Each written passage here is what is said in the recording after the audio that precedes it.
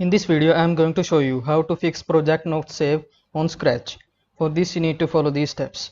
Step number 1. Check your internet connection. Scratch relies on an internet connection to save your project. Make sure your computer or device is securely connected to Wi-Fi or mobile data. Step number 2. Login into your Scratch account. You need to be logged in to save your project. Open a new tab in your browser and go to Scratch. Check if you are logged in there.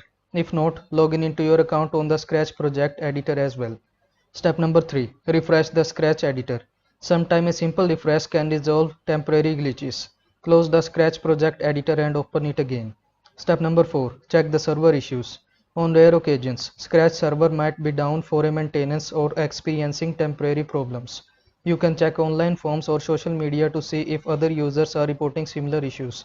Try saving your project again later. So that's all for this video. Don't forget to like this video and subscribe to my channel for more this type of content. Thank you so much for watching.